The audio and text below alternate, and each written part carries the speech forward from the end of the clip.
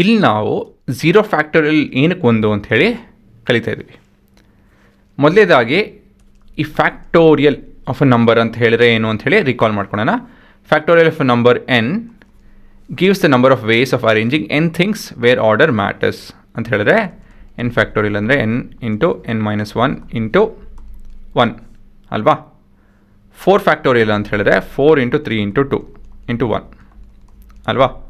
ಅಂತ ಹೇಳಿದ್ರೆ 4 ವಸ್ತು ಇತ್ತು ಅಂತ ಹೇಳಿದ್ರೆ ಅದನ್ನು ಹೇಗೆಲ್ಲ ಅರೇಂಜ್ ಮಾಡ್ಬೋದು ಅಂತ ಹೇಳಿ ಹೇಳುತ್ತೆ ಫ್ಯಾಕ್ಟೋರಿಯಲ್.